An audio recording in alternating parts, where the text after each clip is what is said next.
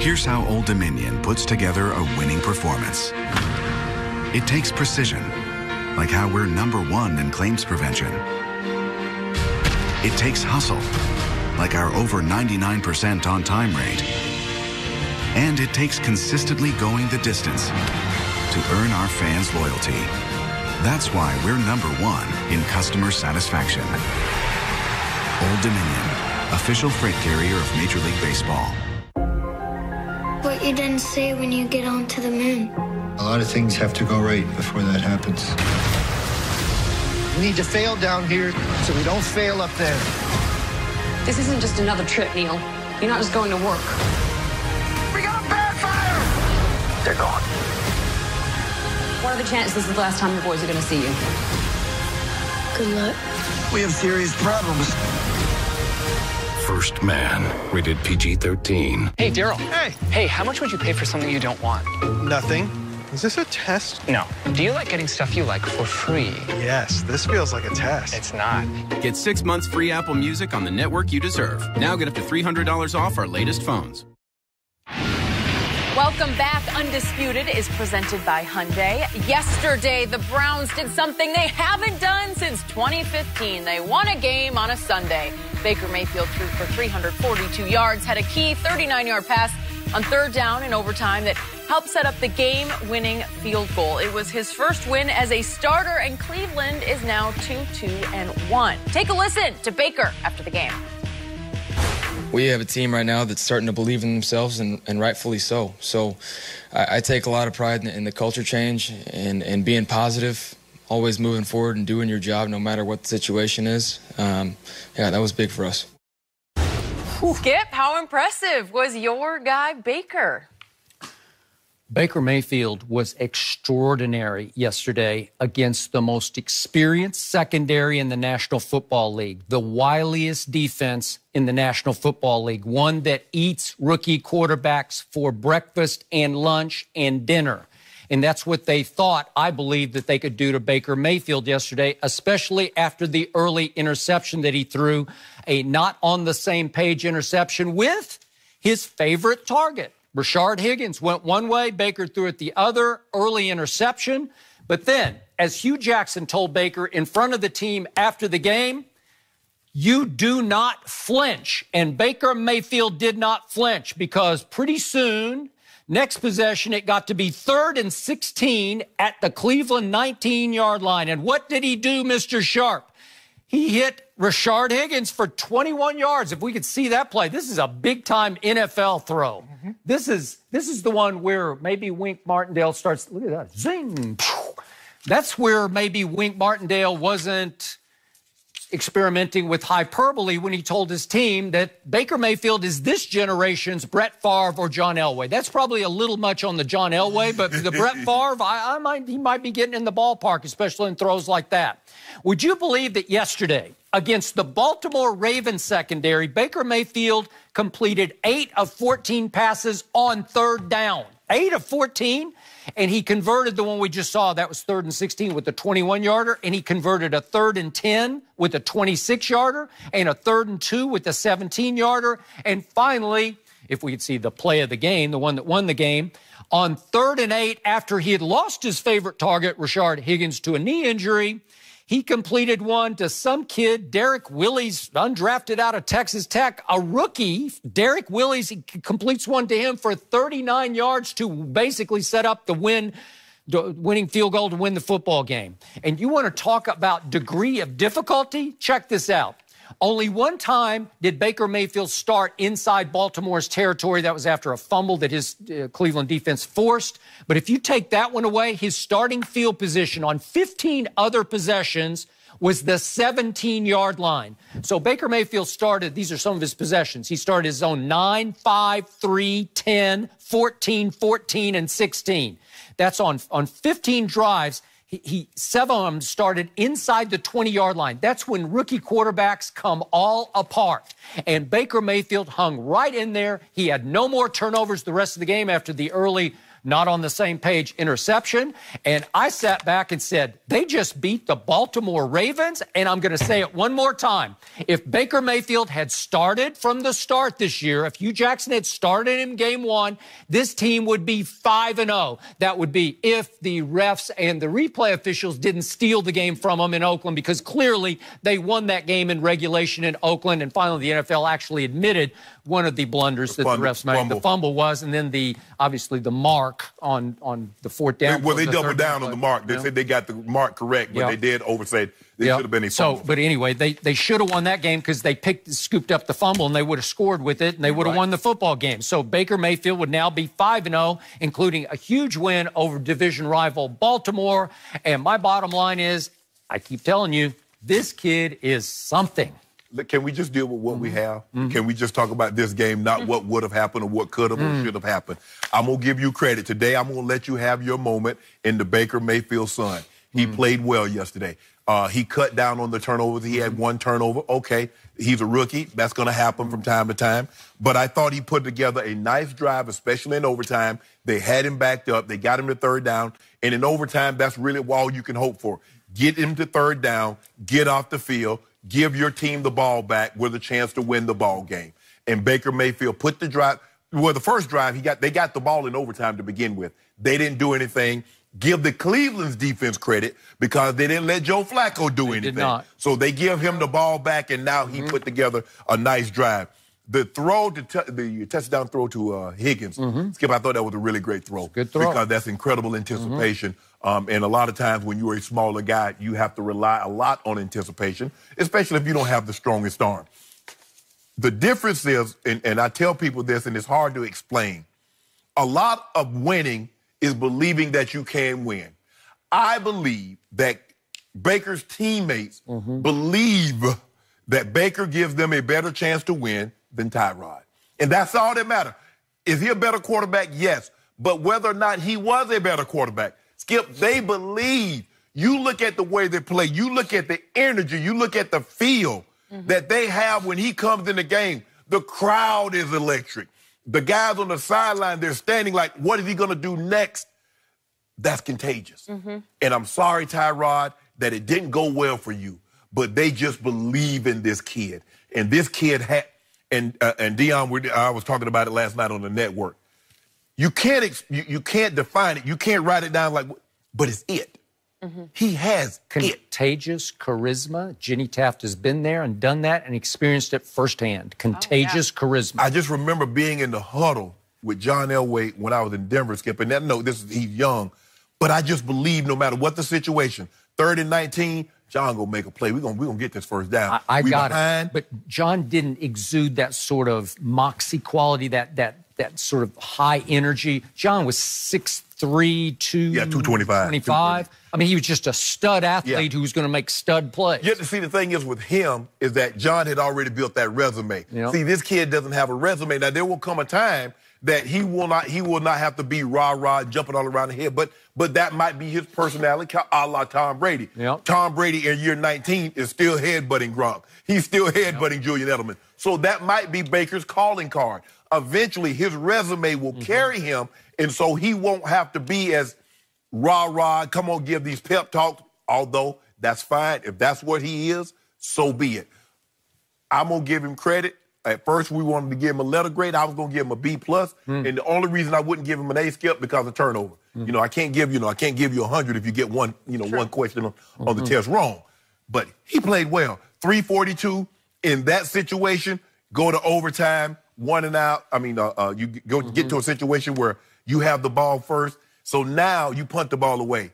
Now if they get in field goal range, kick a field goal, you lose the game. Give the Browns defense credit.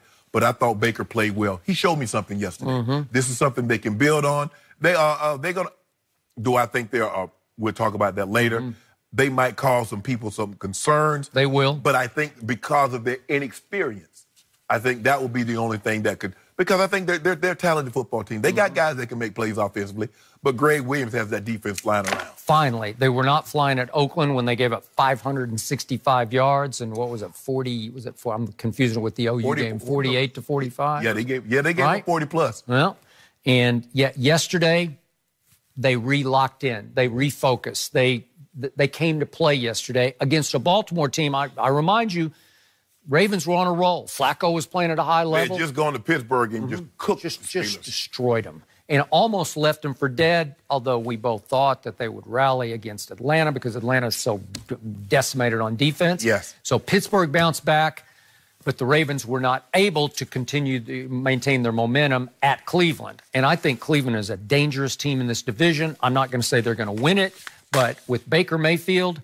anything is now possible for this team because it believes anything is possible. Well, they're the team with the least amount of experience. And I think that might be the thing that ultimately be their undoing, Skip. Because if you look at these other teams, they're a very veteran ball club at the quarterback position, at the coaching position. Now, Hugh's been a coach, but all these guys have been there for a substantial amount of time. If you think about it, Marvin's been there, 15, 16 years? John Harbaugh, like 9 or 10. And Mike Tomlin's been there 11 or 12. So I think the inexperience might catch up with them, but they're not going to be an easy out. Don't think you going to Cleveland or they're coming to your building. You're like, oh, these are the same Browns from 1-15, 0-16. They're not the same Browns. So after Hugh Jackson refused to let Baker Mayfield even compete for the job during camp and flat out gave the job to Tyrod to start game 1 and he game 2. He did beat out Drew Stanton. That's something. That's the second string, and it was announced. He got he brought him in and said, "I congratulate you. You're my second string." Really? So after all that, Baker Mayfield is now saving Hugh's job. That's what's happening before your very eyes. He's saving his job too. Because how foolish had he go out there and lay an egg? How foolish would they have looked taking him with the first pick and he laying eggs? So he's saving himself also. Did he lay any eggs? I No. haven't seen him lay any. I think John Dorsey looks pretty genius. He does. For both Baker and Denzel Ward, who's playing at a high level. Well, Baltimore is about to maybe do a fatal blow, and Flacco throws an interception on the 1-yard line. All right. That changes the whole complexion of that ball game. But I give them credit for where we disagree is you say Baker's challenged with his arm. He has a whip of an arm. It's underestimated and underrated. The ball is leaving quickly and getting there quicker than you think it is. Okay. That's why he was able to do that against Baltimore. And, Jenny, I think we just heard Shannon Sharp back off and say that he was wrong about Baker Mayfield. I believe that's what I just heard. Hold on, Skip. Skip, did you hear that? Skip, he started 2 games. He started 2 games. Remember how you were on Dak? That first year, he won 13 games and you put him in the Hall of Fame. I didn't put him in the Hall of Fame. I just said he played the greatest starting rookie quarterback season that's ever been played. No one's ever done that Has before. he been close to that since? Well, has the team deteriorated around him? Has it? No. Yeah. Did Dez go south last year and lead the league in drops? Yes, he did. And now you asking for Dez to come back. Yeah. Did Witten retire and go to the booth? You said, yep, you want Dez back? I told you, what did I say last week? I'm getting that desperate. Then Jerry said, nope, we're not going to do that. What is Jerry going to do? He doesn't do anything except sit back and watch, right? Nothing. Well, he's fiddling while Rome burns, right? What you want him to do, Skip? That's what he's doing. What would you have him to do right now? Well, who's out there on the street that's going to help them at the receiver position? He could fire his coordinator. That might shake things up. I don't know. But you still left with the same pieces at wide receiver. I'm trying to figure out what is he going to do with those wide receivers that could help. I don't know. I don't have a great answer for that. Except my guy Bryce Butler, he suited up yesterday, stood on the sidelines and played none. He was Dak's favorite target last year. He's their only deep threat. Why not? Well, Dak hit him a couple of times. You see him throw the ball out of bounds? Is that it? Yeah. And he made a couple of good catches over there on the sideline. Yeah. Throwing the ball to Tavon Austin. I tried to tell you, Skip. Oh, Tavon, he's really doing. I said, Skip, he's a gadget guy. Oh, no, that's not what they're telling me. He made their 2 most explosive plays of the night last night. A punt return and a deep ball. Skip, if you're going to have Dak get out of 3 sacks, roll to his left, throw across his body. That's about all we got. Okay. That's it. It's going to come down to that. And you got to stay close enough. It's got to be 16-16 so that play wins the game, right? But it did. Way to go. But it didn't. And we will talk a bit more about the Cowboys later, but I got to give you a break here. And you guys got to buckle up for this next story because the Giants lost to the Panthers yesterday, but the big story happened before the game. In an interview with ESPN, Odell Beckham Jr. criticized his team, his coach, and his quarterback. Then on the field yesterday, Dell had a big day with a touchdown pass to Saquon Barkley, but he also had a TD catch, but the Giants still lost, and they're now 1-4. After the game, Odell did not shy away from his earlier comments. You gotta hear this. don't regret anything that I said. If it took that for us to come together as a team like we did today, I could take that every single time. I kind of spoke to the team just to relay the message that sometimes stuff comes off the wrong way. Words can be portrayed in any kind of light. If it took that to get us going, I can take that. I'm trying to be a leader. This is a position that I've never been in. I'm trying to grow. I'm learning on the way, so I'm on the fly. But I'm proud of where we went today. We gave it all. We came against adversity, calls here and there, and we can never rely on the refs to win the game. But there was calls here and there that were questionable or this and that, and we kept fighting. We kept fighting, and that's all I could ask for. Okay, Shannon, do you buy the explanation? Hell no. This was all about Odell, Skip Bayless. This has always been about Odell. And I've been trying to say, you know what? He going to get his money. Odell's going to be a leader. We heard Antrell Rose. Odell can be one of the greatest leaders in Giants history. He said that. Well, he's not even close. Well. This is what he said in the interview. He says, I see other receivers out there getting the ball like they should. And if they don't, they say something about it.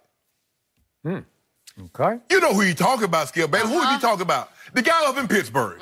That's who he's talking about. See, this is not about the team. This is about Odell and Odell getting his numbers. He talking about, well, if it took this to bring the team together.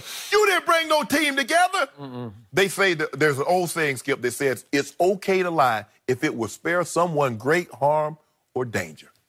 Good thought. If you ain't... Grandfather. No. I read that somewhere ago, but about 15, 20 years ago. Now it stuck with me. Skip, if you're a leader, how does you being a leader attacking another leader show leadership? Great question. I'm like, Odell, are you for real? The great thing about a leader is knowing what to say, when to say it, and how to say it. They ask him, is Eli the problem? He's not mobile. He can't escape. How about saying, you know what? We're all the problem. The New York Football Giants are losing, not just Eli. Well, do you want to be in New York? You should have said you didn't want to be in New York, or you didn't know if you wanted to be in New York before the Mara and the Tisches unloaded $60 million guaranteed dollars on your butt. Yep. But you didn't say that. Now, all of a sudden, you get in front of a microphone, and now you want to talk about, oh, this brought us together. This pushed you further apart. Odell, you just don't get it. And I thought you would by now.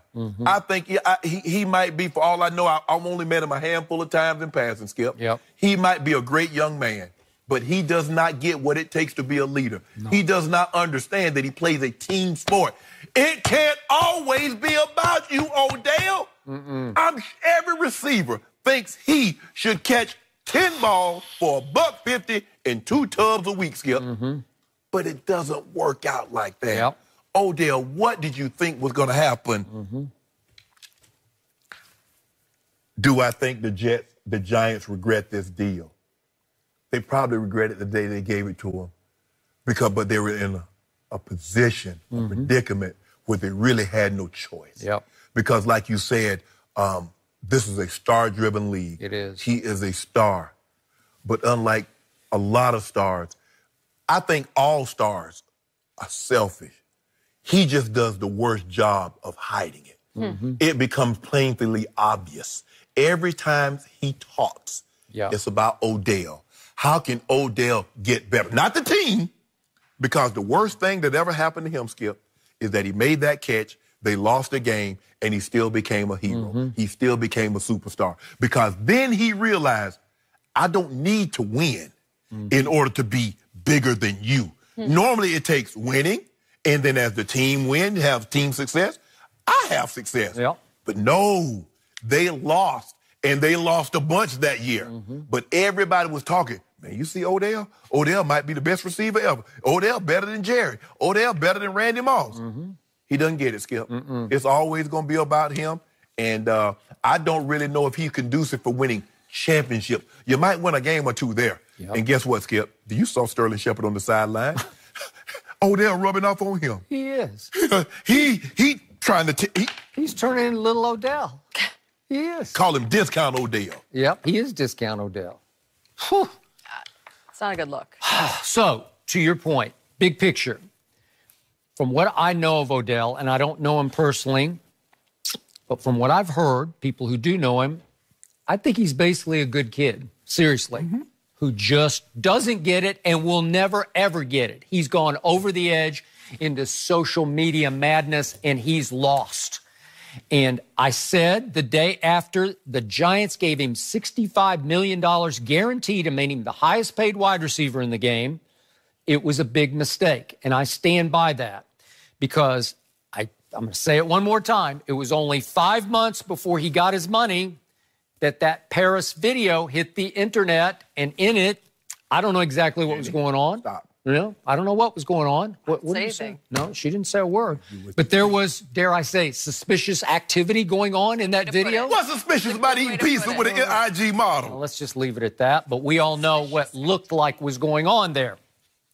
So Odell went to training camp, and he was on his best behavior. And everybody started talking about, wait a minute, Odell could become the leader of this football team. But obviously, Odell wanted his money, and he got his money. And all of a sudden, the New York Football Giants recreated the social media monster that is Odell Beckham Jr., and he turned on them and devoured them. Because you're right, when everything goes wrong and he's not getting his numbers, he has to deflect the blame. He has to point fingers at all the problems around him because it's not Odell's fault. Right. And to his credit, he's saying, well, heap more responsibility on me. I just want more balls. Well, he doesn't want more balls because he wants to win games. He just wants to star. He just wants to live up to Antonio or whoever else. You know, he's just, you can't make a leader of a football team the diva receiver. It's like an oxymoron. They just don't go together. There's only one that I encountered, and I've told you this before. Your man, Michael Irvin, and my man, Michael Irvin, he was not a diva receiver. He was just a star receiver who became the leader of a football team that should have won 4 straight Super Bowls, maybe 5 for that matter. But the point was they did win 3, and Michael Irvin was the driving force of those teams. Why?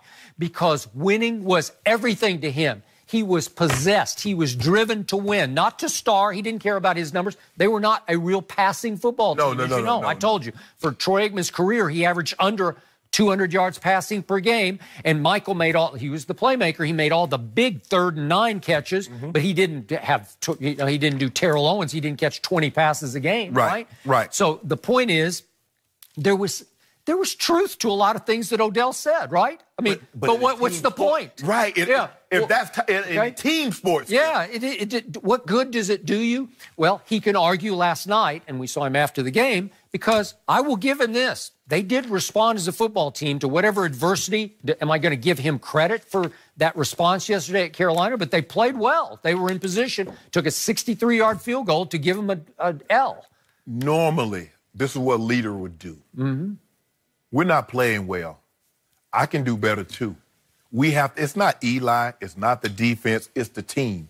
The Giants aren't playing well.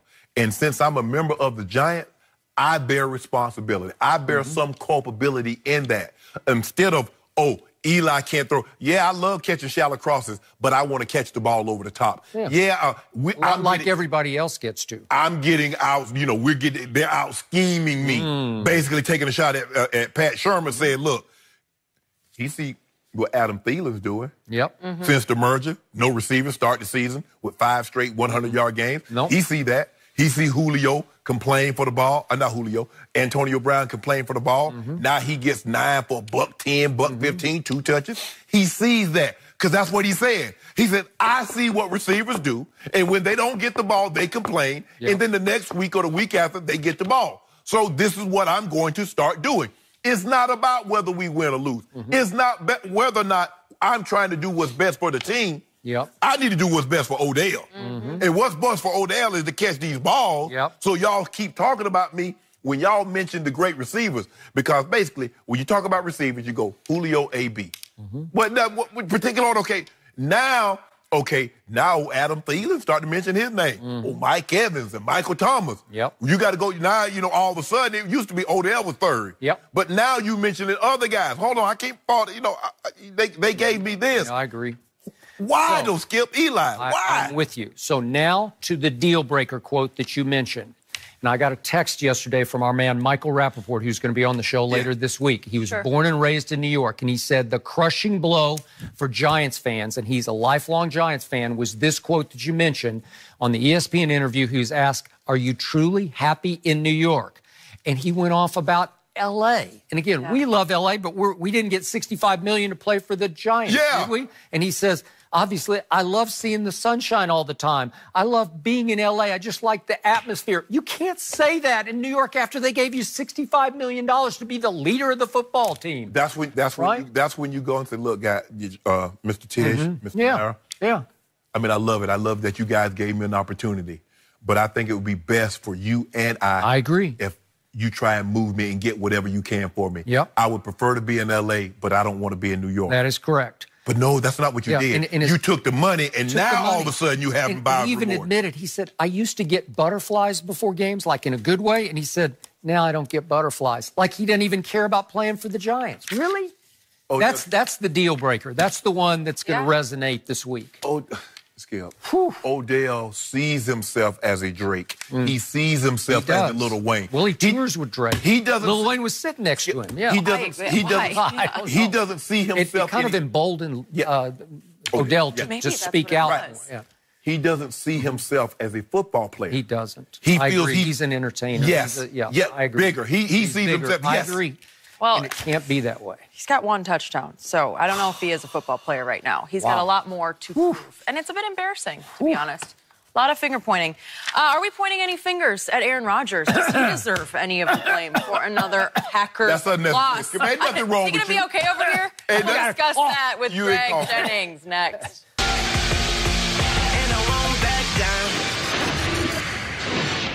The fact is, there are over 9,600 roads named Park in the U.S.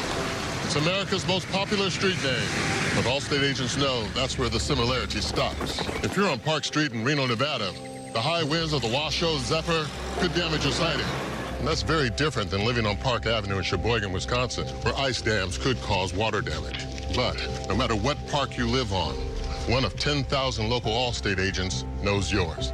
Now that you know the truth, are you in good hands? I want our house to be the default house where everybody wants to hang out. How about an LG OLED TV? It's got Google Voice Assistant built in. Add an LG soundbar and movie night becomes movie night. Well, that family just got a new superhero. Bud Lights for everyone. I prefer an ice mead. Barkeep, Bud Lights for everyone and a mead. Is it autumnal? Bud Light, for the many, not the few. This is your wake-up call. If you have moderate to severe rheumatoid arthritis, month after month, the clock is ticking on irreversible joint damage. Ongoing pain and stiffness are signs of joint erosion. Humira can help stop the clock. Prescribed for 15 years, Humira targets and blocks a source of inflammation that contributes to joint pain and irreversible damage.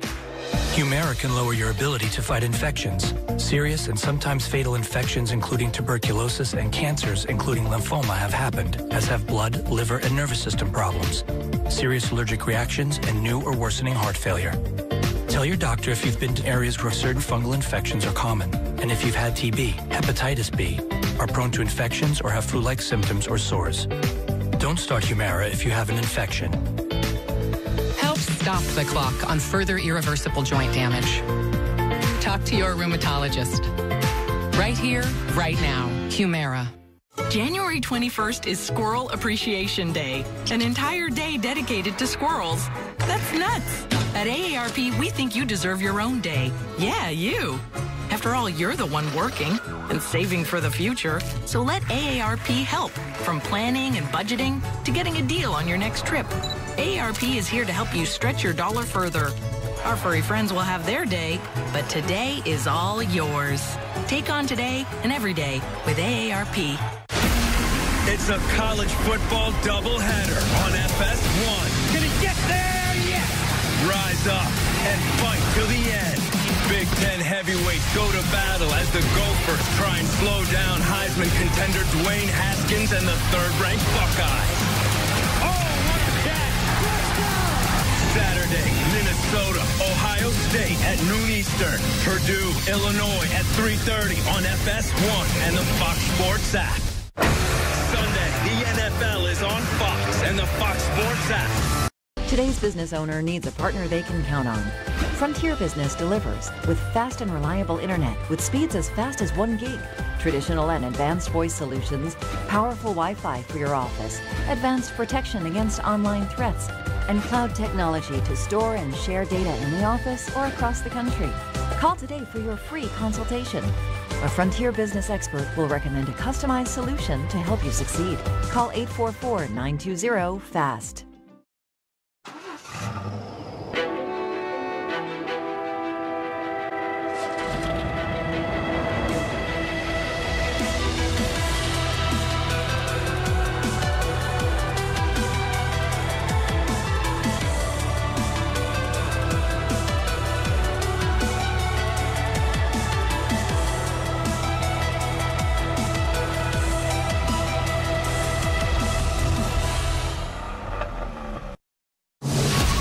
There's certain guys we say in the locker room, they're going to ball till they fall.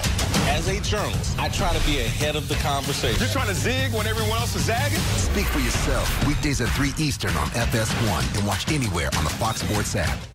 And I won't back down. Last week, Aaron Rodgers complained about the Packers' offensive struggles, and the results didn't change yesterday. Rodgers fumbled twice. They were shut out in the first half. Mason Crosby didn't help either, missing a career-high 4 field goals and an extra point in the loss at Detroit. Take a listen to Rodgers after the game. That's frustrating. We've been kind of a one-half team, one good half and one not-so-good half. I was a little off. I missed a couple I usually hit. If I hit Devontae on that first drive, he might score. On a crossing route, they dropped him. I gave him 10. We missed field goals, obviously, and had a turnover on the 1 yard line. You put all that together, that's a lot of points we gave them. And I got to play better in the first half. Second half got into the groove, but myself and our offense got to put together a full game one of these days. We are joined by Fox NFL analyst Greg Jennings. Well, Aaron Rodgers did say he was a little off, but Skip. Yes. How much of this is... Thank you, Jenny, for allowing me to go first on this one. The main reason the Green Bay Packers are now 2-2-1 is that Aaron Rodgers is not playing like the best player on the planet, according to you, and I think you're somewhere in that ballpark also, but I have to hear this day after day. He's the greatest quarterback in football, not Tom Brady, but Aaron Rodgers, and he is not playing that way right now. Through 5 games, Aaron Rodgers' QBR, I love me some QBR, is only 53 through the 5 games. And that's on a scale of 0 to 100, so it's just slightly above average, and it's below the QBRs of Blake Bortles, Joe Flacco, and Eli Manning. Is that good, Shannon? That's not very good. And by Aaron Rodgers standards, I'm going to go so far as to say that's just sorry, given that you think he's the best quarterback in the game. So yesterday, Aaron Rodgers was careless with the football twice in the first half. He got strip sacked twice. He gave Detroit the ball at his 23 and his 29-yard line. That resulted in 10 points that contributed heavily to the halftime deficit of 24-0, which is the worst halftime deficit of Aaron Rodgers' career. Now, he also readily admitted, as we just heard, that he missed Devontae on a wide-open crossing route early in the game, in the first series of the game, that probably would have gone for a touchdown. And it wasn't that he missed him with the throw. He just, I don't know why, he saw him and just decided not to go there, and he second-guessed himself after the game. So the best quarterback in football set a terrible tone, especially in the first half of a game that turned into a disaster, and it was a division road game that came a few days after he had thrown his coach under the bus for his play calling the previous week. And obviously, I'll be the first to admit that the same Mason Crossbar who kicked my Cowboys out of the playoffs 2 years ago with 2 hand-of-God field goals from 51 and 56 yards at the end of that game, inexplicably went south yesterday and missed 4 of 5 field goals and also missed an extra point. And I'll be the first to admit that Green Bay's punt return team botched a punt return that gave Detroit the ball at the 1 yard line and just a walk-in touchdown. So that contributed. But in the end, Green Bay is not Green Bay because Aaron Rodgers is no longer Aaron Rodgers. Does he have some sort of knee? Well, as you always tell me, he's playing on whatever it is, sprained or whatever, and he's still wearing his brace. But He bounced back in the second half and at times looked like Aaron Rodgers. But in the end, they're 2-2-1, and I don't think Aaron's going to be saying on his radio show tonight or whenever it is, RELAX. Not this time. He probably had him a scotch, and he'll be just fine. I love the fact that he says, look, I turned the ball over twice, and that led to 10 points. I gave them 10 points. Now, I'm going to excuse Mason Crosby's 56-yard miss. I mean, we're asking guy to make, even though he's indoors, he has that kind of leg. I think his career long is 58. But those other three, that 42, 41, 38, and the missed PAT, that's 10 points. That's more than enough to win the ball game. The thing about Aaron Rodgers, the first thing he said, I got to play better. He said, we got to put together more than one half. We didn't play well in the first half. I got a rhythm in the second half. We played well. I got to do a better job of protecting the football. We missed some field goals. We gave him one. He touched on some of everything. You notice the difference, Skip? He didn't say, oh, they did this and they did that. I turned the ball over. I need to play better. For once, he didn't say we need to call better plays. No, don't worry about that, Skip. You had your turn. You could have put that in there. This is my turn now. So I'm saying Aaron Rodgers is doing right. This is why you have to be very mindful of throwing people under the bus and calling people out. Because guess what happens? It normally happens this way. You call somebody out, you go out there, lay an egg. Well, he didn't really lay an egg. He threw for 342, but he had 2 turnovers. And he wasn't sharp as he was, because I looked up one time and I'm like, dang, Aaron, you already done missed 10 throws? He normally goes the whole game and maybe missed 10 throws. Now he's at the first, he's like, first 15 minutes in the ball game and he's missed 10 throws. So he wasn't sharp. But Aaron Rodgers is not going to be the reason why they continue to falter. The defense just do their, because here's the thing now, Skip, yeah, he turned the ball over. But the defense get paid just because the offense turns the ball over. That doesn't mean you got to let them score. You can keep them out of the end zone if you so desire, because that's what you get paid to do. They kept Buffalo out of the end zone. Well, they did. 22-0. Oh, Buffalo. Right? Well, Buffalo keeps winning road games. I don't know how they do it. No, that was the whole thing for them. Yeah, but I mean, they won at Minnesota, right? Fluke. Yeah, fluke. I don't know. Skip! You going to defend your old quarterback, the guy that you made a Super Bowl before you winner? keep going, I actually side more with you. Thank you. Today. Thank you. And here's why, Shannon. When I look at the Green Bay Packers, and I'll just go from a percentage standpoint. If I'm giving percentages, I say 60% of this loss. Yeah. On Mason Crosby, come on now. 40% of this, I'm going with Aaron Rodgers. Yeah.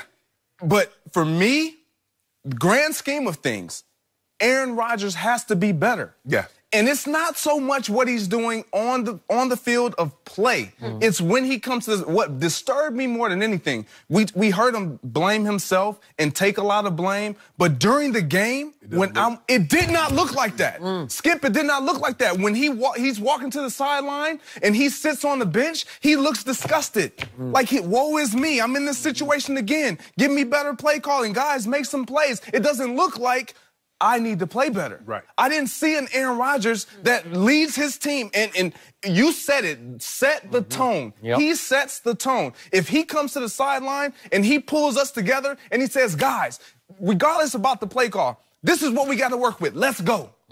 Did I see that yesterday? No. Absolutely not. Now, they do struggle at Ford Field, and they have in the past. But Aaron Rodgers sets the tone. Skip, you said it, and when you said it, I wrote it down because that is exactly 100% accurate. He sets the tone for that team. Mason Crosby, pending the energy that his offense has, I don't know if he missed those kicks. Now, he missed them. And to your point, he cannot miss those kicks. He is too good of a field goal kicker to miss not just one, not just two, not just three, but four. That was the first time since 1980. Like a field goal kicker's had that kind of You cannot have that. And by the way, he was 10 of 11 coming in. Yes. Go ahead. Yes. And the one he missed cost him the game against Minnesota. And you saw Mike McCarthy doing everything he possibly could to give him some confidence. Like a series where we thought they're going to go for it. Nope, let's let Mason come out here and kick a field goal right before the end of the game. You know you're going to lose, but let's give him some something to go into next week. And he made it. Yeah. Aaron Rodgers comes out and he consoles him. My issue was not with the way Aaron performed. He did have 2 turnovers. Whatever. I'll take that. but your demeanor, your disposition during the game, it sets the vibe, it sets the tone to everyone. Your play caller is more confident. You make those throws. You come off the sideline. You fire your guys up. You say, guys, this is what we have to work with. Let's get it done, because this is what you've had to work with all year, the last year, all these years, and you've been able to overcome it. And what makes the Packers so good, Skip and Greg, you know this. If my defense struggles, what's the one thing I can't do? Turn the ball over. Can't do it. So if they can't stop them from driving 80 yards and getting touchdowns, what's the likelihood of them stopping them from going 28, 29 yards? So, Greg Jennings, you played a lot of football with Aaron Rodgers, and you won a Super Bowl with Aaron Rodgers. You just made the catch of the game in that Super Bowl. You have brought up on this show before that you have experienced some occasional negative energy and finger-pointing from Aaron Rodgers. Is that what you experienced yesterday? I didn't experience the finger-pointing. I mean, he owned, and here's my issue has always been, if you're going to own it, just own it. Just own it. And he owned it, but he didn't own it in totality, because during the game... He don't own it in the moment. That's what bothers you. It's in the moment. It's in the moment. Like, because when you're watching the game as a fan, if there's no volume on, you're looking at his demeanor and you're like, man, they're letting him down again. Right. When, in all honesty, he was letting his team down too. Yep. So he wasn't stepping up to the plate and hitting you said, when you call someone out like that, it is paramount that you come out and you are not the reason why. You eliminate yourself by your performance. Okay. He did not eliminate himself. Thank you. So why do I call Aaron Rodgers the LeBron James of the National Football League? Because he's the best player in the NBA? Well, true. No, true. They are both supremely talented. But as a leader, you cannot let your body language show the public you are disgusted with your teammates' performance, that you don't have enough help around you, because they see it too, and then they feel inferior, and they're going to respond as inferior teammates from that point on. You got to rally the troops. You got to have positive energy. That's why Baker Mayfield has been so good so far. Skip, you know what I didn't like this week, and it might have been the case. When he was asked about the week of preparation leading up to the game, Aaron Rodgers, with the young receivers, it wasn't so great. Didn't look so good. It wasn't. Lie. Yes. You got to lie to You him. can't do that. Yeah. Because these are young guys. They're going into the game. This is all you have to work with. Because Cobb was out and Geronimo was out. So you're going to be throwing to two new guys. But you got to fool them. Sometimes, Coach, it might be a situation where you're like, man, this going to be rough. But you got to fool them. You do. Sometimes you got to lie to the guys and give them false hope. Oh, man, he believes in us. When you're going into the game with a quarterback that you know is not your man, if it wasn't John back there throwing to you with that 7, we good. We good. We just go, we got all the faith in the world. Hey, make our plays, we're going to be fine. For Bubby, right? Yeah. You got to make plays for Bubby. Like, ooh. You love sayings around here. I feel like fake it till you make it, right? Yeah, you got Just pretend. But in a team sport, especially football, because you got so many players. Yeah. You got to lie. You got to lie. They heard him. All right. Well, another person who I don't know, maybe is a little to blame, Jason Garrett. Is he to blame for the Cowboys' loss last night? Here we go. Where's that segment where we blame Dak? I don't know. Where's that segment? That's next. Where's that segment? And I won't back down. This is what wakes us. This is what brings us together. This is NFL Game Day morning. Oh, yeah, that's a huge factor, okay?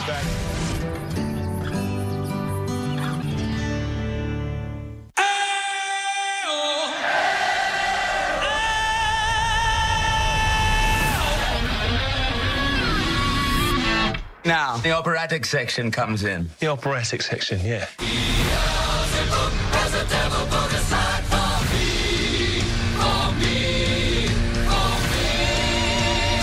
It goes on forever, 6 bloody minutes. I pity your wife if 6 minutes is forever. Bohemian Rhapsody, rated PG-13. This is modern-day endurance racing, a set of sprint races between tyre changes and fuel stops. It has definitely heated up inside the cockpits. If at this moment you don't feel a twinge of excitement, if your heart is not beating a little bit faster, then you have no place calling yourself a motorsport fan. It's time! Let's go sports car racing! Why didn't you book your family vacation on a travel site? At Hilton.com, I get the price match guarantee, and I can choose from their 14 different hotel brands, so I get the right hotel for every member of my family. Like a DoubleTree for my cousins who love their warm chocolate chip cookies, a Homewood Suites for my uncle who likes a long stay, a Hampton for my sister and her kids, It's a lot of syrup. and the Waldorf Astoria Beverly Hills for me. But I thought your family vacation was in Miami. It is. I hear they're having a great time. Book at Hilton.com and get the Hilton price match guarantee. If you find a lower rate, we match it and give you 25% off that stay. Now with a 2 for $6 deal, pick from the new Crispy Chicken Tenders, or the Crispy Chicken Sandwich, or the Spicy Crispy Chicken, or the Flame Grilled Whopper. Match or mix. Any two will cost you $6. Only at Burger King. Continental tires are built for the road that connects you to all of life's journeys. And for nearly 150 years, we've been developing tires to fit your needs. Each Continental tire is designed to give you precise handling and traction in all seasons, and a quiet, comfortable ride wherever the road takes you. You're at your best when you're doing what you really love. We're at ours when we're helping you get there. Continental Tire, for what you do.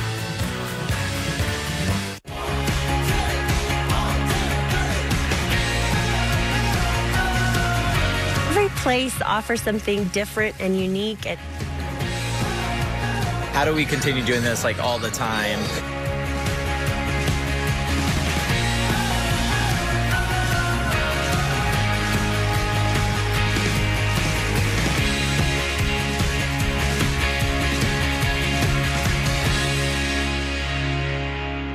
I'm Ken Jacobus, and I switched to the Spark Cash Card from Capital One. I earn unlimited 2% cash back on everything I buy. And last year, I earned $36,000 in cash back, which I used to offer health insurance to my employees. What's in your wallet?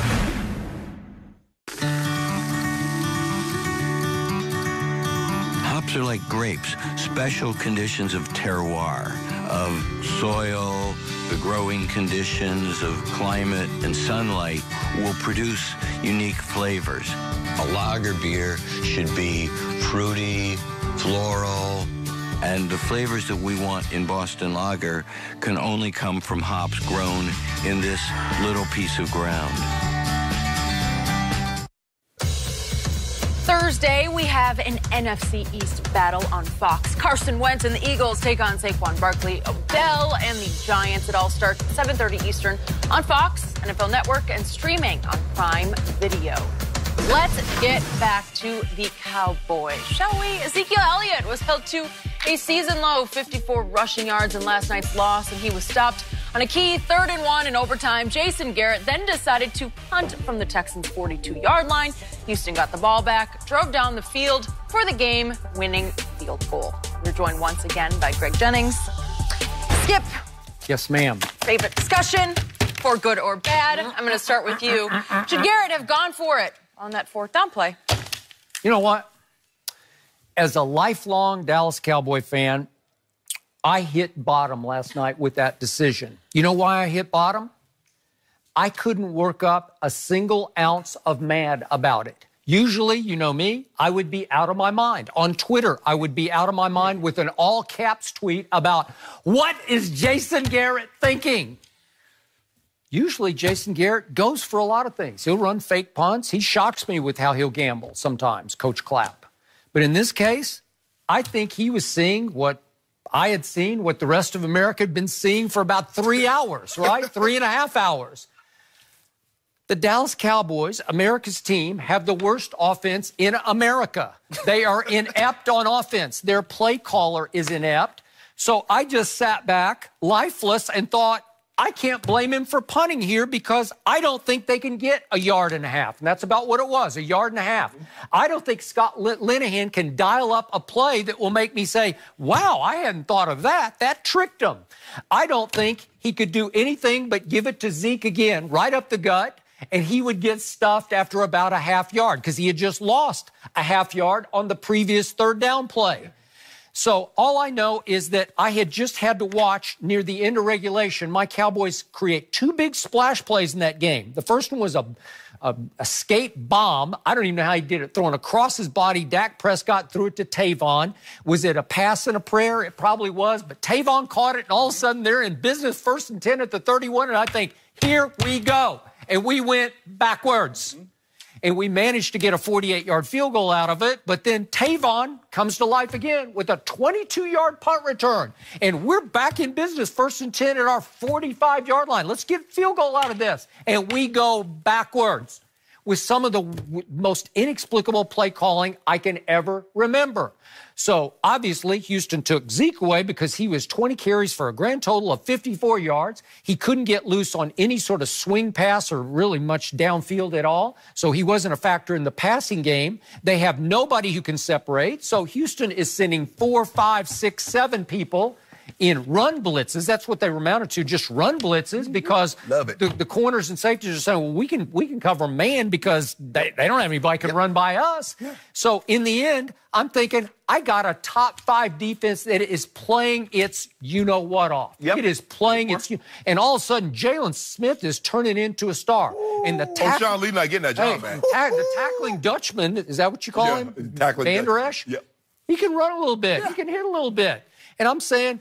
Wouzier and, hey, Byron Jones, he played his tail off against DeAndre Hopkins, and it was a one-play game for Houston, and finally DeAndre got loose. I don't know how they got him man-to-man on Anthony Brown. He's their weakest corner, but he got loose and made the one play because they got a DeAndre, and we don't have a DeAndre. So would I, if I had been Coach Clapp at that point, would I have gone for it? I probably would have, but I would have called the play.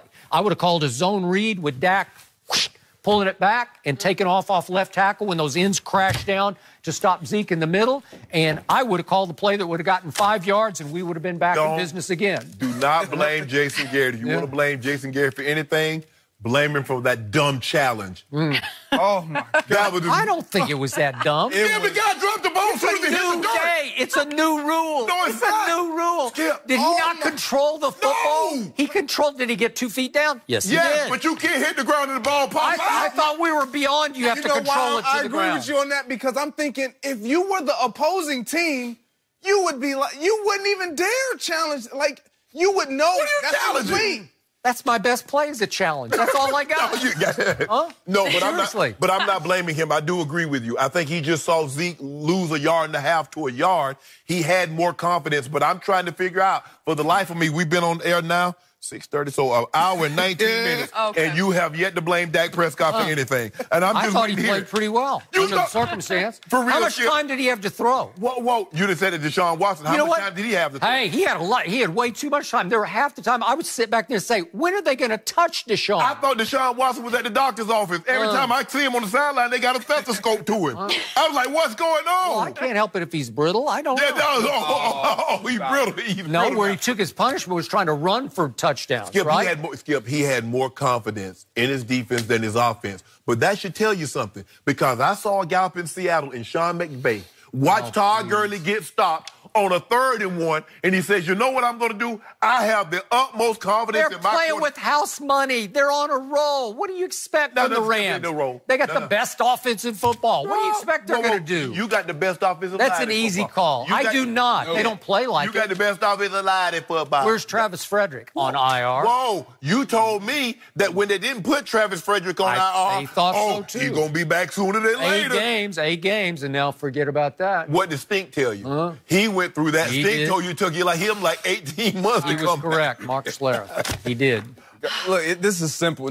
Jason Garrett made the correct decision. Correct. He made the correct decision not to go for it. When you're in the midst of a game, as a coach, as a player, you know who's playing. If we're playing basketball and I know who had the hot hand, I'm gonna go to that person. Beat him. But offensively, they did not have it going. Defensively, however, I can trust my defense right now because they've been reliable all game. They've been getting it done all game. But you talk about Dak Prescott, and I've been critical of Dak Prescott.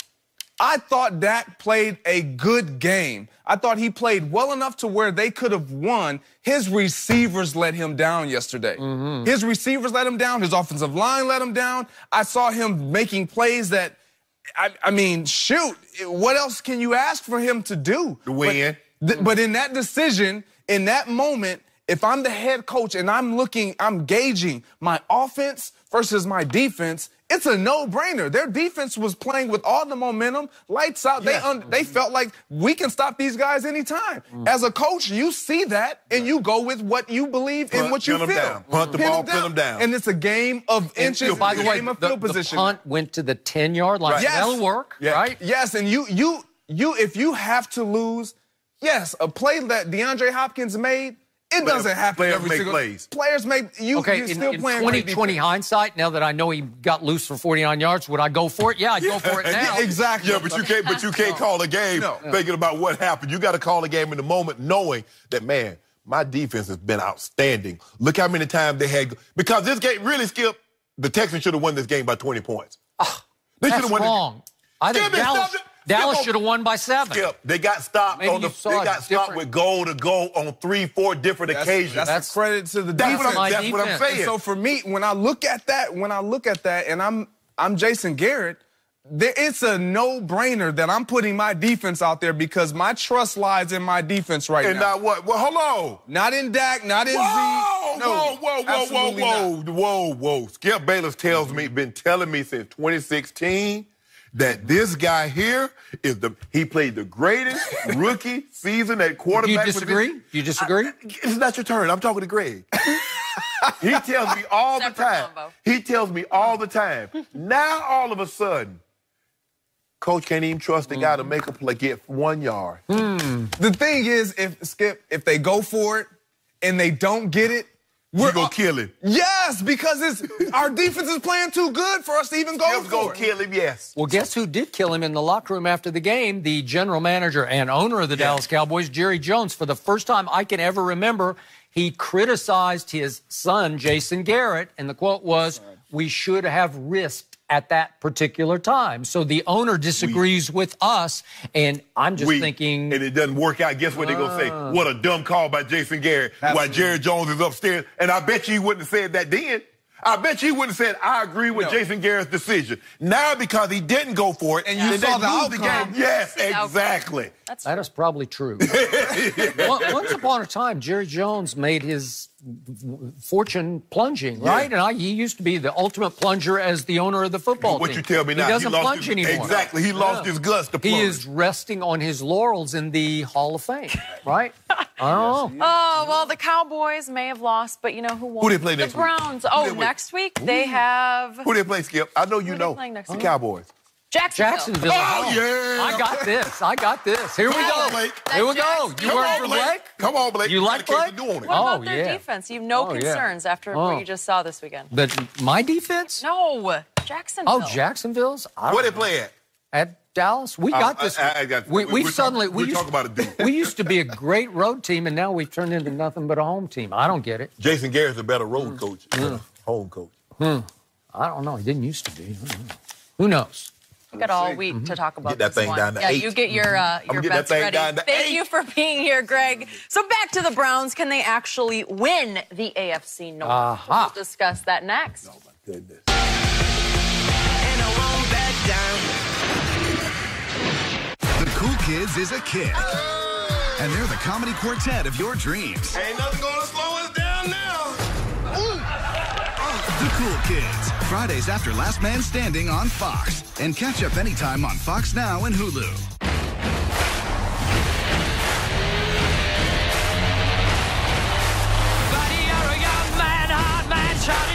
Mark these words. No one will play Queen. Fortune favours the bold. Waving your banner all over the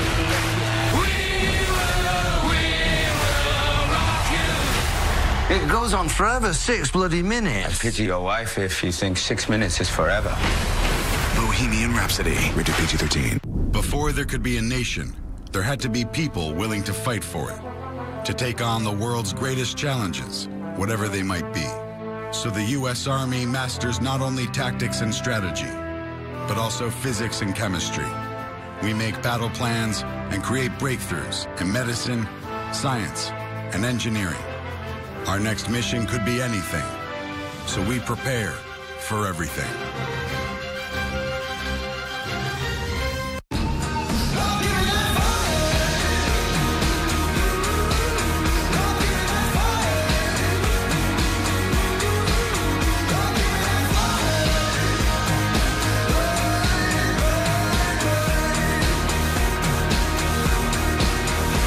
The Escalade reviews are in. Come in now and experience the presence of the Escalade for yourself. Get this low-mileage lease on this 2018 Cadillac Escalade from around $899 per month. Visit your local Cadillac dealer. The Corona hotline is back, people. New year, new operator, same hotline.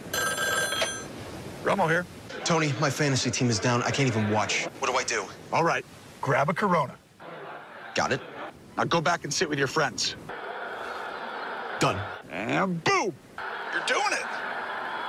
I am? Watching the game is all you can do. But you're good at it. I am. Thanks, Tony. Good talk. Call now to find your game day beach. Try Firestone tires for 30 days. If you don't love them, we'll refund or replace. So go ahead. Kick them. The Firestone 30-day buy and try guarantee. Whatever you drive, drive a Firestone. Is it too early to start celebrating Halloween? Well, if you're celebrating by eating Reese's, then no. You're actually late. Not sorry, Reese's. How do you top mac and cheese? Start with 100% clean ingredients, like Vermont white cheddar. Then add bacon, barbecue chicken, or Baja Blend. Catering and delivery now available. Panera, food as it should be. So, State Farm will be here to help protect our home. Of course. What about here? Yep. Here? Mm-hmm. Here? Feels a little awkward. Go with the one that's here to help life go right. State Farm. USA, Columbia, Thursday at 7 Eastern on FS1. Six Flags Fright Fest, featuring The Maze from the movie Hellfest. Don't miss the Fright Fest opening sale. For a limited time, save 40% on tickets at sixflags.com. Must buy and visit by October 14th. 1877 Cars for Kids. KARS Cars for Kids. 1877 Cars for Kids. Donate your car today. Donate online at carsforkids.com. That's cars with a K. Pickup is quick and easy. You'll get a vacation voucher and maximum tax deduction. 1877 Cars for Kids. Donate. Also accepting boats, motorcycles, RVs, and real estate donations. Unleash the terror! Six Flags Fright Fest, bigger and scarier than ever. Don't miss the Fright Fest opening sale. Save 40% on tickets at sixflags.com. Must buy and visit by October 14th. The 3-1, and Acuna swings. It's a high drive to left center field. At the wall, it is gone! A grand slam for Acuna! Freddie Freeman, that ball is gone, and the Braves are back in front. And there will be a game 4 tomorrow.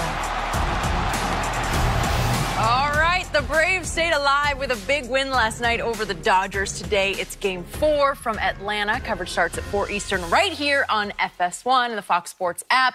I'm going to watch that one, but let's get back to the NFL. Yesterday, the Browns beat the Ravens in overtime. Baker Mayfield threw for 342 yards, had a key 39-yard pass on third down that helped set up the game-winning field goal. It was his first win as a starter, and Cleveland is now 2-2-1 behind the Ravens and Bengals in their division.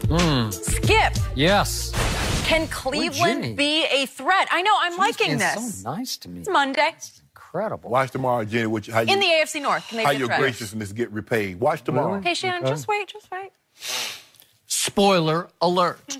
I think at least the Browns can be the spoiler in this division. And if Hugh Jackson had done what I campaigned for through training camp and started Baker from the start, they would be 5-0.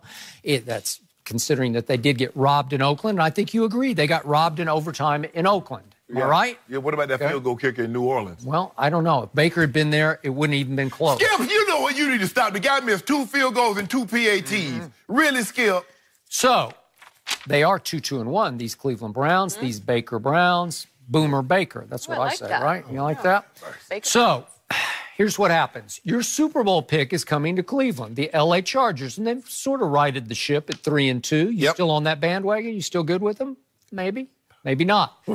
I kind of like Cleveland's chances in this game. And then Cleveland goes to Tampa. I think they could win that game. Then they go to Pittsburgh. They play the heck out of Pittsburgh. They did even last year. So could they steal a game at Pittsburgh? Probably not. It looked like Pittsburgh was finally back in business yesterday, poised for takeoff.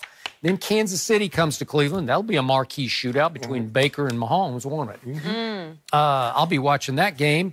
Can they win that game? Probably not. Atlanta at home, they could probably win that. At Cincinnati, probably not. But then this closing stretch, at Houston, Carolina, at Denver, Cincinnati at home, they could get on a roll in that stretch. They might win one game. No, they could win a bunch of games there, and then they close at Baltimore, and they play Baltimore tough. I think you're going to find they play everybody tough in this division, especially with Baker Mayfield at quarterback.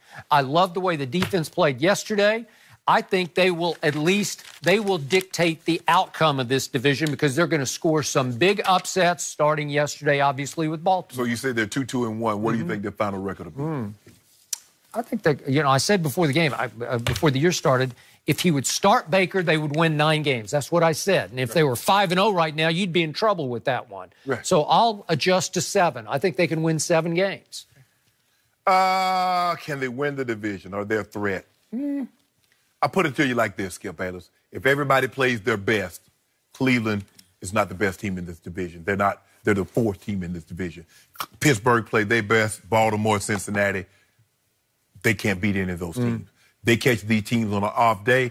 Now, I don't think as the season goes along, I think they have caught some teams by surprise, teams not realizing how good they are, especially defensively. And now that they have Baker inserted into the offense, they don't realize how good. They're better than people give them credit for because they can run the football. They play action off that. Baker's making some big-time throws. Those receivers are stepping up, making plays for Baker. I had them winning 5 games. Maybe I adjust that to 6. But those last 4 games, I don't see them getting on a roll. I think it's going to get really tough for them. So they've improved a lot. They're a much better football team than they were last year. They upgraded the talent mainly at the quarterback position. That's where it starts. That's the foundation piece you must have in order to be successful in this league. I still don't trust Baltimore. I don't trust Pittsburgh's defense. Okay. Joe Flacco, 1 week he throws 385 and just makes Ben Roethlisberger looks like a rookie quarterback. And then the next week, he doesn't know what's going on. And what have you always said about Andy Dalton? When you least expect it, he turns back into Andy Dalton. The first half of that ball game, I'm like, Andy Dalton, what are you doing? Yeah. Have you ever played quarterback before? Have you ever played an NFL game before? The one yesterday. Yes, yesterday against the Dolphins. 17 up, and the next thing you know, he can't miss a throw. Can't miss a throw. So I believe, Skip, if everybody plays their best, Cleveland doesn't stand a chance. But we know everybody's not going to play their best on every given Sunday. I don't think they're going to cause the Steelers or the Ravens to stay up or the Bengals to stay up late at night saying we're worried about Cleveland. I think the Ravens stayed up late last night worried about Cleveland. Well, they stayed up late last night because Joe Flacco could have made this thing a 10-0 ball game. 10-0 is a big difference than 3-0. What do I call him? Joe Fluco. Stop saying it. Well, did he not turn back into Fluco? Yeah, he did. But I'm trying to figure out, I'm looking at these stats. I'm like, okay, you're getting 4.6 yards a clip. Why do you need Joe Flacco to throw the ball 58 times? Did I miss? 56. 57 total because Lamar Jackson threw a pass. They need to stop that too. Skip, how does doing this what they're doing with Lamar Jackson? How does that help him get better at the quarterback position? It's just wrong.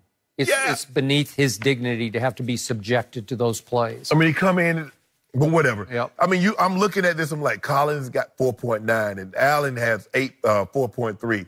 Flacco had 6.5.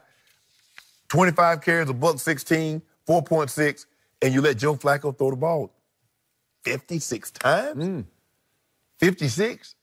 You're not winning a whole lot of games with Joe Flacco throwing the ball that many times. Okay, so you don't trust the Pittsburgh defense, you don't trust Fluco, and you don't trust Andy Dalton, yet you're saying Cleveland's the worst team in the division. Because really? they got a rookie quarterback. Okay, do you trust the rookie quarterback going forward? I do. Do you trust the Cleveland defense going forward? I think I do, except for that debacle in Oakland. But see, you're under the assumption that Baker Mayfield is going to play like he played Sunday for the rest of the season. And you and I know rookie quarterbacks don't do that. Well, Dak did. Well, he did. He did. He was lights out the whole year. He led the league in QBR till the last game. Okay. It's impossibly great. I know you wish that Dak would rear his head again, but I don't see it, Skip. He was 4th in QBR last year. What is he right now? Not very good. Last year doesn't have anything to do with now. We just talked about Philly. Stop worrying about last year. If you suited up for Dallas right now, you would be his best target at age 50. Seriously. No, I'm serious. You would be his best target. I'm not doing anything to help the Cowboys. I want to suit up for somebody else. You'd be better than Jeff Swaim or Blake Jarwin. That's it. But your boy Rico caught one last night. Rico caught one, and I thought, and they threw the Hail Mary to Rico in the end zone, and he got lost at the end of regulation. It was DeAndre Hopkins batted at that. He did. And Rico was kind of like looking up at the lights. See, you know what? You wanted him to throw it because... If Rico had come down with that ball, this show would have been over today. You wouldn't have even shown up. You're exactly right. I would have called in sick. I would have called in sick. Please There's no way I'm coming in. Dak throws a Hail Mary and Rico gathers catches. I'm not doing it. You won't be here? No.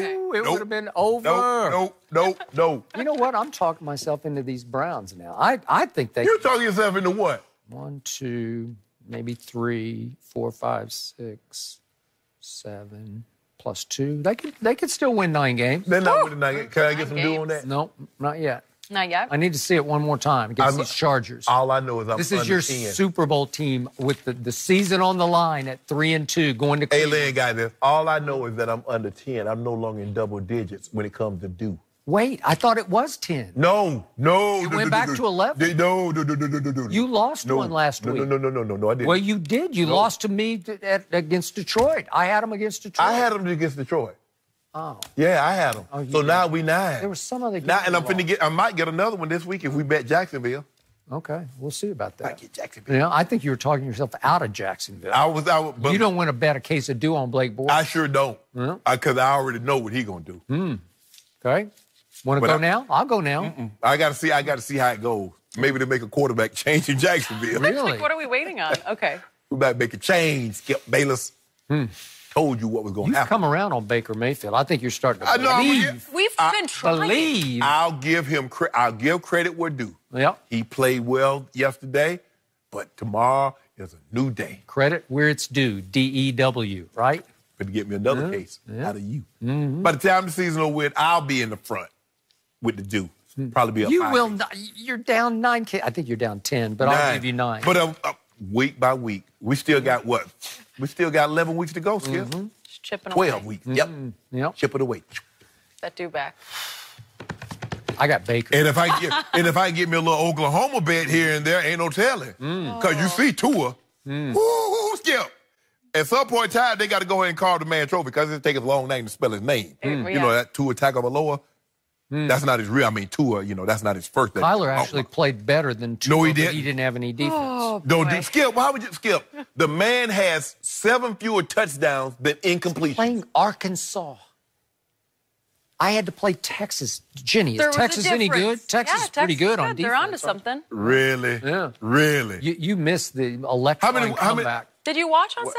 Yeah, I watched it. Kyler Murray threw 4 touchdown passes and ran for one that was it was his Heisman moment run. That was pretty special. If you don't mind me asking, how did they get behind? What did he do, Jenny? A couple turnovers. Oh, are we just going to just brush that to the side? My guy hadn't turned it over. See, my guy gets in a shootout, and he has to try to do a little more than he's capable of doing even at his Heisman level. Tua got it in the bag. As much as I love this college football chat, I think we're going to wrap it up for now. But we'll get to it later. And something is wrong with the Eagles. What is it? Michael Vick answers that question. It's not the quarterback. Next. That's debatable. It's not the quarterback.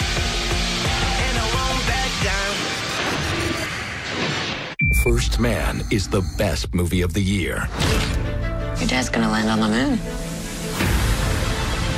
You need to fail down here so we don't fail up there. We got a bad fire! They're gone, Leo. What are the chances this is the last time the boys are going to see you? Do you think you're coming back? We have serious problems. First Man. We did PG-13.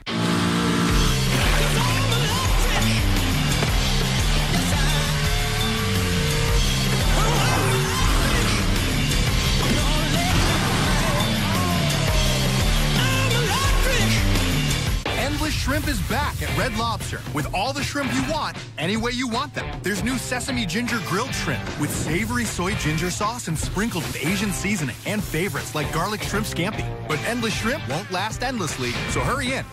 A once-in-500-year storm should happen every 500 years, right? Fact is, there have been 26 in the last decade.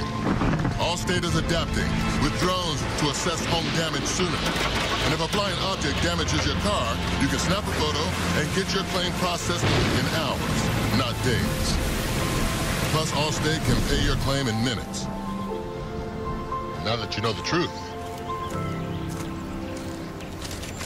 are you in good hands? Have you noticed everything has a day? For instance, January 21st is National Hugging Day. But anyone can give a hug. Even this guy, he gives great hugs. But you do way more than give hugs. You care for your kids, your parents, and even the guy across the street who waves a lot. And AARP is here to help, connecting you with the tools you need to navigate the realities of caregiving. Think of it as one big hug. Take on today and every day with AARP. Not long ago, Rhonda started here. And then more jobs began to appear. These techs in a lab, this builder in a hard hat, the welders and electricians who do all of that. The diner stacked up because they all needed lunch. Teachers, doctors, jobs grew a bunch. What started with one job spread all around because each job in energy creates many more in this town. Energy lives here. Don't you get the best price booking at one of those travel sites? They tell you that, but when you book at Hilton.com, you get the price match guarantee. So if you find your room at a lower rate, Hilton is like, we're gonna match that rate and give you an extra 25% off. What would travel sites do if you found a better price? That's not my problem. It's your problem. Get out of here. Wow, really felt that performance. It's just acting. I'm really good at it. Book at Hilton.com and get the Hilton Price Match Guarantee. If you find a lower rate, we match it and give you 25% off that stay. This is modern-day endurance racing, a set of sprint races between tyre changes and fuel stops. It has definitely heated up inside the cockpits. If at this moment you don't feel a twinge of excitement, if your heart is not beating a little bit faster, then you have no place calling yourself a motorsport fan. It's time! Let's go sports car racing! And I won't back down. So the Eagles are definitely not playing like defending champs right now. Carson Wentz was sacked 3 times, had a fumble that was returned for a touchdown in their home loss to the Vikings yesterday. Philly is 25th in the league in points per game right now, and the loss dropped them to 2-3. We are joined by Fox NFL analyst Michael Vick. The simple question, Michael, what is wrong with the Eagles? You know what? I'm still trying to figure it out. You know, when I look at this Philadelphia Eagles team and I think back to when Nick Foles came in and started the last 5 or 6 games of the season after Carson went out, the game plans was more vanilla. And I hate to use that word vanilla, scale back a little bit, which in turns for the entire offense allowed them to not think as much. And Carson Wentz comes back, and I think everything is thrown at him all at once. So obviously more responsibility, you know, it's more pressure, and I think they're asked to do a lot more. And it's not easy when you're going against top-ranked defenses like the Minnesota Vikings because you know you have to do more. They played like it yesterday, but coming into the game, they didn't play like a top-ranked defense. But I think the issues, you know, they're more mental than physical, and I think they're easier to clean up than the physical issues. Maybe Doug Peterson has to look at this team and say, okay, I read in the media, he said, I'm putting it on me. He looks at the game plan and says, okay, what did I do with Nick Foles that made us so successful? Maybe I can do this I could put this same game plan together for Carson Wentz and be just as efficient. Something has to be scaled back. I don't think Carson is ready for everything that's being thrown at him right now. I think it's putting a lot of pressure on the offense, and I think they have to find a way to make it so that Carson can go out and just execute, not only him, but the entire team without thinking too much.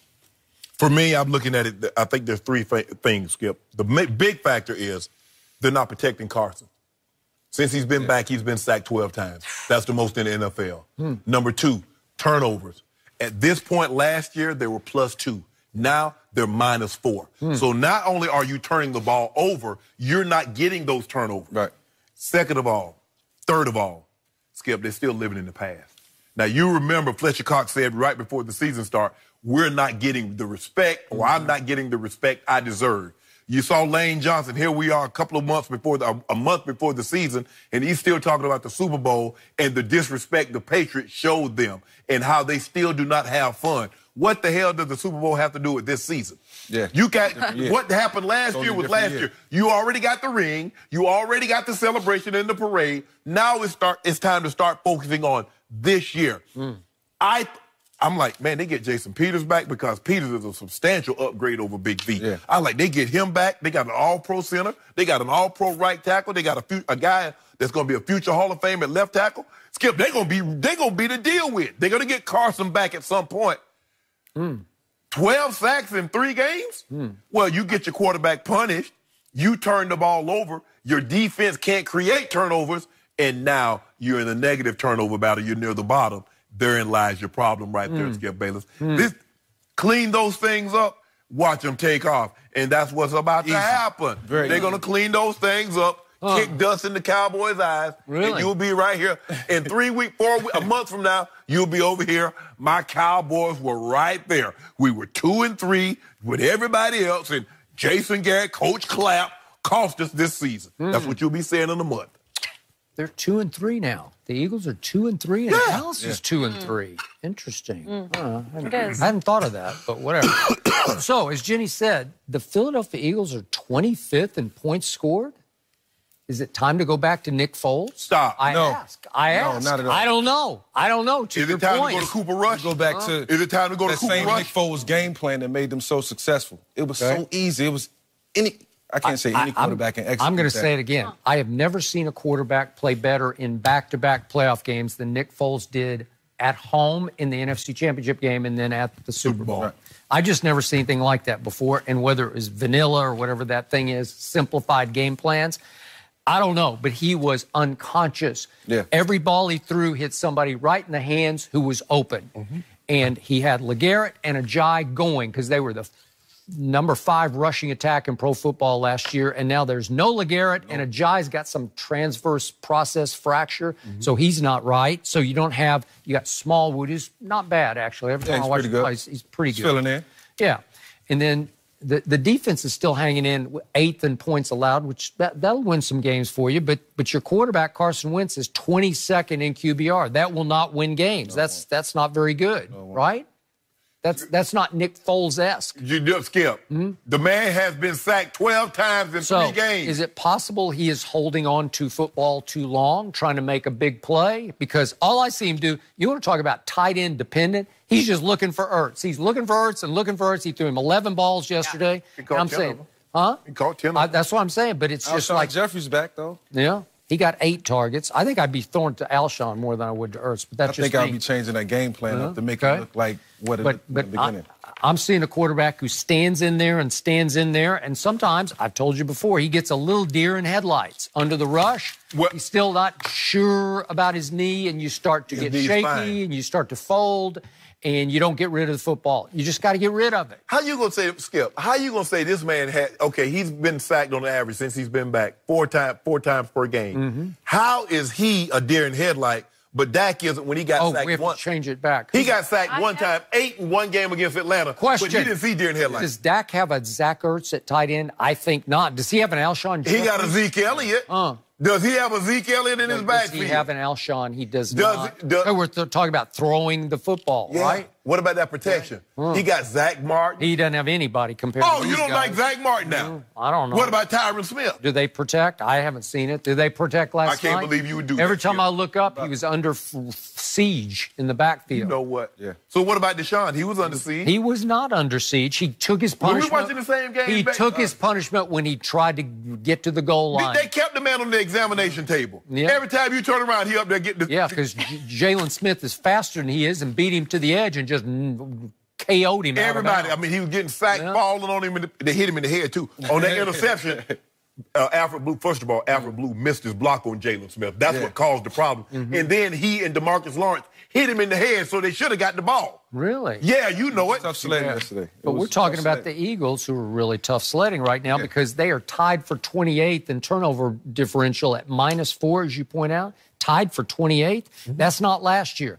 And the other thing they've lost is they are now the defending champs. So do you see them wearing underdog masks anymore? Is Lane Johnson going to break out the under? They can't because they're the overdogs, right? They're the favorites. It's easier to hunt than be the hunted. And I'd say you would know this. They need to. That's why so few teams repeat, Skip. You're going to get everybody's best shot, regardless of who it is. A team might be 0-7, but when the Philadelphia Eagles show up on their schedule, because now, this is the defending Super Bowl champs coming in our building, or we're going to their building. So you're going to get everybody's best, but let's not, old First Cousins was dealing. Don't sleep on old First Cousins. Well, I told you he good. 30 or 37. For the first and I hope last time in my life, I rooted for Kirk Cousins yesterday because he was Kirk. I wish I could. He was Kirk, Yeah, right? thank you, Skip. He was really good against Kirk's improving. Yeah. He's getting better. Yeah, I loved He it. doesn't And turn it over as much as he used to. My old guy, my ex-guy, Dan Bailey, he made what stood up as the big field goal in that game.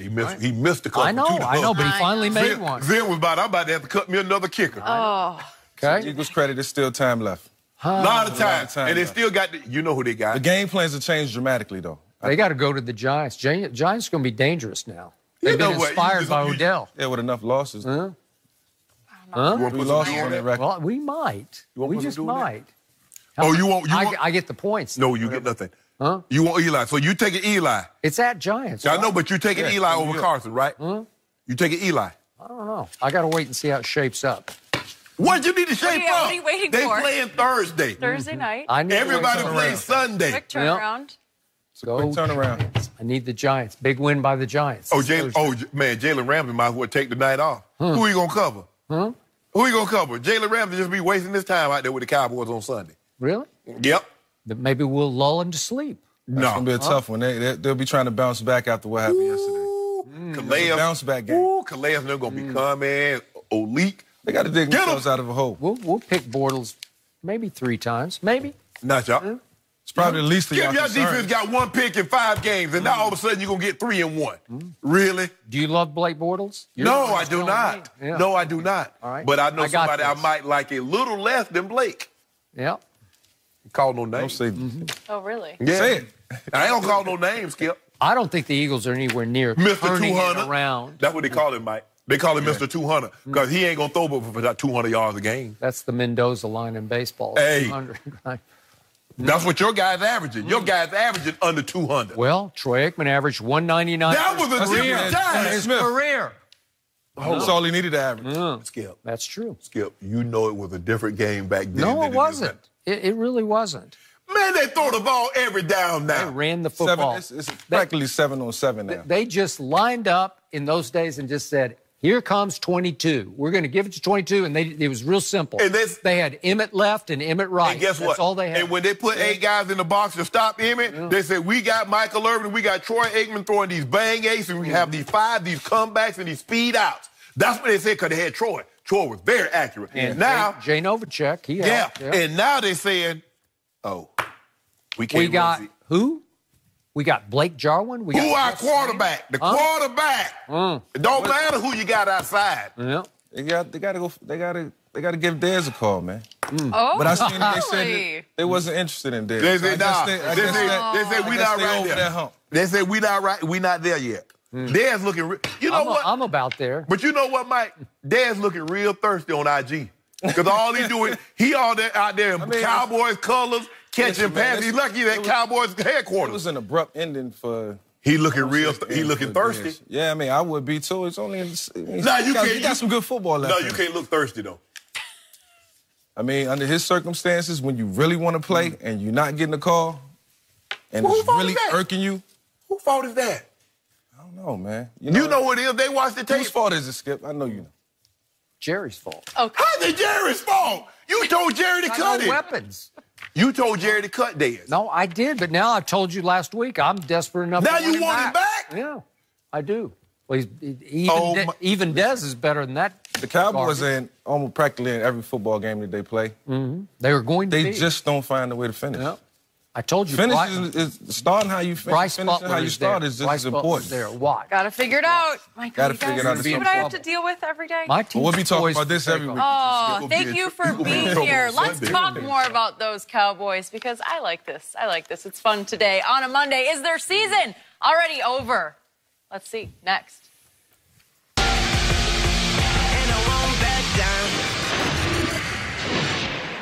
When it's your job to protect the world's greatest nation, it's your responsibility to solve the world's greatest challenges.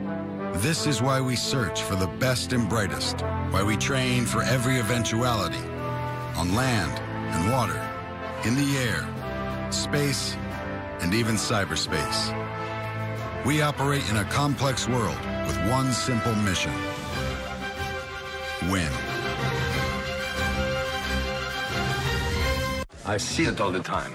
Your friends invite you out, and you're always busy. Eventually, they invite someone else, like me, Jean-Claude Van Damme. Do you really want Jean-Claude Van Damme hanging out with your friends? Taking selfies, bonding over chips and chips, becoming BFFs forever. Suddenly, I find myself here, where you're supposed to be. And you just got Van Dammed. Don't get Van Dammed. Get together already with Tostitos. Maybe a lot of people have forgotten the value of a hard day's work, but we see it every day. Enjoyed for 125 years by those who work hard.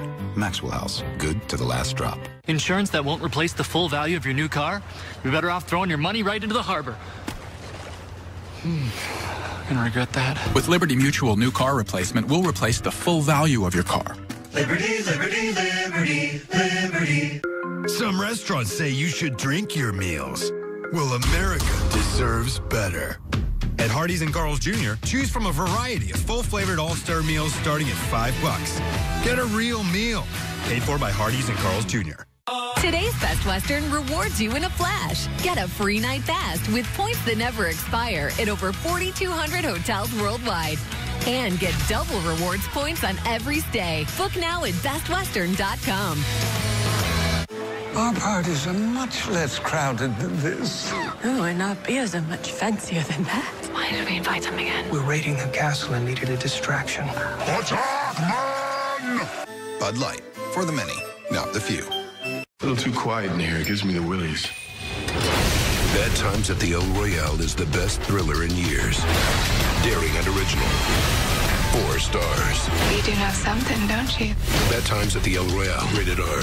Friday. The NFL is on Fox. We've been waiting all week for this. Let's go! It all begins Sunday on Fox. And watch anywhere on the Fox Sports app.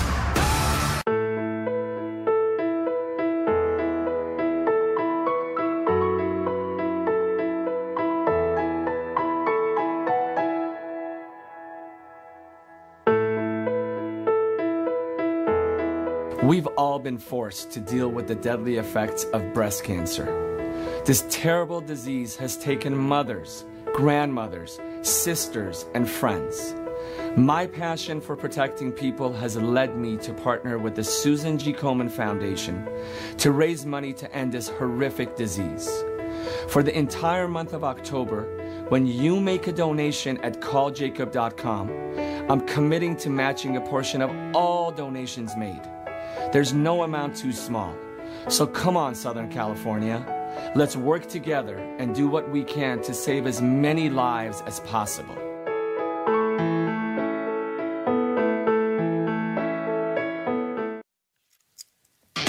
FS1 is your destination for the day's best sports shows. Tune in for the biggest personalities on the biggest stories. It starts every morning at 6:30 Eastern with First Things First, when Skip and Shannon battle it out here, as they always do on Undisputed. Catch it all Monday through Friday on FS1. The Cowboys scored just 16 points, and Ezekiel Elliott was held to 54 yards rushing in last night's loss to the Texans. The Cowboys are averaging under 17 points per game this season. Only Arizona and Buffalo are worse. Dallas is now 2-3, tied with the Eagles, and looking up at the Redskins in the NFC East. Shannon, is their season already over? See, Jenny, you spelled it wrong. See, Jenny, you said over. E-R. O-V-A. Yeah, you know what it is, Skip Bayless. You see their schedule. You know what's about to happen. I like their schedule. You like it? Right here. I said they were not going to make the playoffs. So, yes, unless they... Is Tony Romo coming back? Is Troy Aikman coming back? What about Roger? Roger Staubach should be in his 70s. I mean, he might can play. He can throw, I bet you he can throw for 160 yards like somebody else we know, Skip. Is that what's going to happen? Because, yes, you're not going to the playoffs because your quarterback, when they stack the box and say, we're not going to let Zeke Elliott run the football, he's not going to throw it because he doesn't have anybody to throw it to. So he's equally culpable. So is Jerry Jones because he left him deficient. So I wish I could. Skip, it hurts me because I hurt when you hurt. And I, That's so funny. Really? You couldn't even say it with a straight face. It hurts. Right. It hurts me so. Yeah, because I'm your quarterback. Yeah. Because you've done so much for me. Yeah. And when the Cowboys don't do well, I know what it does to you inside, and it just tears me up. No, I love it.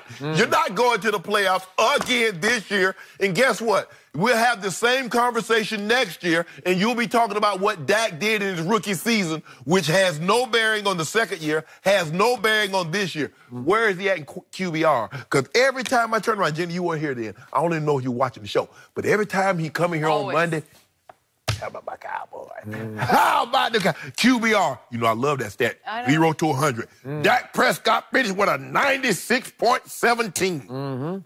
Now what? I ain't heard you mention QBR. I don't even know if you know QBR in the alphabet. When the last time you said QBR? When the last time you said WIN? That's what I want you to talk about. A week ago? No, I don't know about that. No. I told you it's going to be short-lived. Wait. Did I tell you Detroit was going to beat Green Bay? I told you that on Friday. I did tell you that. And did I tell you the Houston Texans was going to beat the Cowboys? Detroit is credible, and Dallas beat Detroit, but it required them coming to Dallas to do that, so they beat them at home. And it took Ezekiel Elliott to have a career day and to catch a 44-yard pass over his shoulder down the field. That is correct. That's what it took for you guys to win. That's what my team is. It comes down to one play because my defense will keep us in every game, so my offense needs to make just one big play. Who's going to make that play? Dak to Zeke. You got to throw him a bomb. Last night it was Dak to Tavon. One big bomb. So you're going to pin your hopes on Dak Prescott throwing a 40-plus yard pass to Zeke Elliott down the field in order for you to win. What I'm going to pin my hopes on is how average or what maybe it's above average. I don't know how amazingly competitive the NFC East is about to get. It's always competitive. Because tonight, the Washington Redskins, who are 2-1, they play at New Orleans. You like that? I don't feel comfortable with no, especially with Drew Brees having so much on the line. Yep. Okay. So, New Orleans is a mere 6-point favorite at home. I think New Orleans is going to win that game. And if they do, Washington falls to 2-2. So, I ask you, Mr. Sharp. Yes. Which team in this division has a win in this division? Only one team has a win in this division. Only one. There's only been one division game so far. And it belongs to my Dallas Cowboys. They are 1-0 in the NFC East. And how many games have that team that they beat won? Well, it's 1-1 game at Houston. Figure that out. And it's about to win a second game against the Eagles on Thursday night. And if that happens, you are really in trouble because your Eagles and Carson Wentz would fall to 2-4. And then it would be game on for my Cowboys because got Jacksonville. And I agree, this schedule is tough. You got them, and you got them November 11th. You're at Philly, at Atlanta, then Washington, New Orleans come to your building. So does Philly. Wait, you're going too fast because this stretch starting on Thanksgiving, I love my closing stretch. Oh, yeah. I'm going to get on a hot roll here. Washington, New Orleans, Philly, at Indy, Tampa Bay, at Giants. We can win out. We could win all 6 of those games, and then you're going to be sitting there Monday after Monday saying, how about them Cowboys? Yeah. Okay, Thanksgiving, so which will be November 22nd. You talk about you guys are going to win out. You guys are going to win 6, your last 6 ball games. Yep. Love it. Get that big break in there. You played New Orleans the next Thursday night, but then you get 10 days off to get ready for Philly's visit. That's a big 10 days right there. Philly, we just all agreed. Philly is not Philly anymore. And then at Indy, Tampa Bay, at Giants. I love that. Y'all are not. Yeah. Love it. You guys are not winning out. You guys are not making the playoffs. Why would you get your... I don't like this. I don't like you getting your hopes up. I'm getting your hopes down because you see what's happening. I watch it every week. The point is the NFC East hasn't even started yet. It starts next week. Skip, you know why I like watching the Cowboys? The same reason people love watching NASCAR. For the wrecks. I love the wreck because I know what's going to happen. Really? Yeah. Did you know last night? I knew it. I think you were sweating. You had to change clothes twice. You were sweating so much. Skip, to the Cowboys, you know it's going to wreck. You know there's going to be a wreck. There's never going to be smooth sailing around the track. Yeah, when he hit Tavon, big bomb, you're like, uh-oh, here we go. Tavon returns that punt 22 yards. He's like, uh-oh. You're the Cowboys. Yeah. What does the Cowboys mean? Mistake. Oh, really? Incapable of winning close games. So it took Mason Crossbar hitting 2 cross-country hand-of-God field goals for Green Bay to beat my Cowboys when Dak was a raw rookie, right? In a playoff game. I'm talking about this year. Yeah. Have you seen, has that Dak Prescott that you love so much, that got you hyped and had you on the bandwagon, when was the last time you saw him? Last night. Thought he played very well. He had 2 interceptions that were not his fault. They weren't his fault. Hit receivers right in the hands, and they're just bad bounce interceptions. They happen to carry him right to Texans. How does that happen? It always seems to happen to Dak. Happened to him twice in Seattle. Hold on. You told me Dak don't turn the ball over. Oh, man, Dak. Ooh, Dak. Oh, Dak. His fault? Oh, I love Dak. Ooh. Hold on. Let me see. Skip. That 44-yard completion gave him 208 yards. 208. Well, as you always tell me, they're a running football team, right? Yeah. But see, Skip, here's the thing. Take it from a guy, Jen. You know, back in the 90s, we had a pretty good team in Denver. We had TD running the ball, and we had John Elway, the quarterback. Sure. Now, you had to make a decision. What you want to do? You want to put 8 guys in the box and stop TD? And you want to, that means you have to deal with Shea Sharp, Rod, and Ed. Okay, you want to play coverage? Wait a second. Does that mean Dallas has Shea Sharp, Rod, and Ed right now? I think not. Whoa. Wait, does Dallas right now have